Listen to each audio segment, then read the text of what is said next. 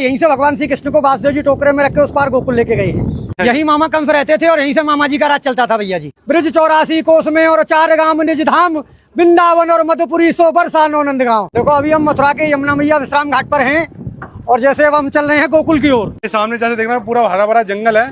जंगल नहीं है ये, अच्छा, इसको बोलते हैं वृंदावन। वृंदावन, हाँ, ये भगवान श्री कृष्ण की गौचार भूमि है। भगवान गोकुल से गैया चराते हुए और ऐसे वृंदावन जाते थे भैया जी। देखो ये इधर दिखाइए, ये सामने है गोकुल गेट। जब भगवान को रात को 12 बजे वासुदेव जी टोकरे में रख के उस पार से इस पार गोकुल लेके आए हैं। इत मथुरा इत गोकुल नगरी, बीच बहते हैं यमुना गहरी, तो भगवान को यहीं से लेके आए। तो भैया जिस तरीके से मथुरा आज से मतलब 100 साल पहले रहा हुआ, आज भी वैसे नहीं, 100 साल नहीं। मथुरा द्वापर में भी थी, मथुरा त्रेता में भी थी और मथुरा आज भी है और अनंत काल तक रहेगी। मथुरापुरी को ब्रजमंडल बोला जाता है।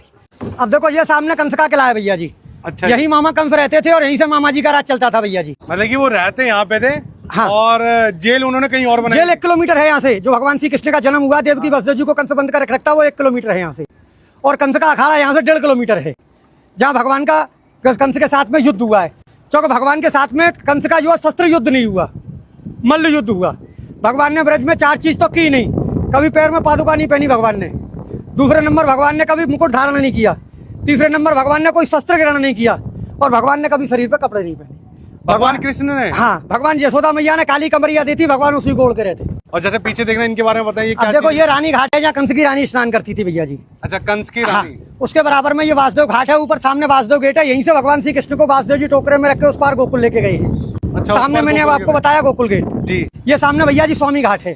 स्वामी घाट? हाँ, स्वामी घाट बोलते हैं इसको। ये इधर संत घाट है भैया जी। अभी जैसे ये आपने मुझे बताया था कि किला था ये कंस का, जी। तो इस किले में जाने दिया जाता था? नहीं, उसमें एंट्री नहीं मिलेगी। ऐसा है, पूर्वजों के जमाने से ये बताते हैं कि इसमें कुछ शोध करता गए थे जो कभी वापस नहीं आए, इसलिए सरकार ने उसको बैन कर दिया। मथुरापुरी में सबसे बड़ा पर्व बहन भाई का होता है। कार्तिक महीना में भाई दूज के दिन जो भाई बहन मथुरापुरी में हाथ पकड़ के स्नान करते हैं वो कभी यमलोक में नहीं जाते। ऐसा वरदान धर्मराज ने यमुना मैया को दिया है।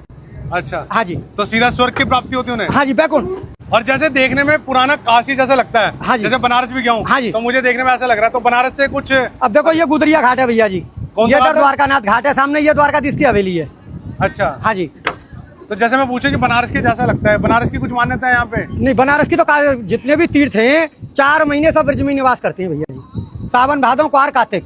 जैसे लोग कहते हैं देव सो गए, तो देवता कभी सोते नहीं भैया जी। उनकी सबकी ड्यूटी ब्रज में लगती है। जब नंद बाबा 80 बरस के हो गए तो नंद बाबा ने कहा कि लाला मेरी हार्दिक इच्छा है कि मैं 4 धाम की यात्रा करूं। तो भगवान ने कहा कि आप दादा अब बड़े बूढ़े हो गए, पहाड़ों पे जाएंगे, गिर पड़ेंगे, इसलिए सब तीर्थों को मैं ब्रज में ही बुला लेता हूँ। तो यहाँ आपको केदारनाथ, बद्रीनाथ, गंगोत्री, यमुनोत्री सब मिलेंगे पूरे ब्रज में। तो मतलब कि अगर कोई 4 धाम की यात्रा करने में असमर्थ है, नहीं तो ब्रज की 4 धाम कर सकता है।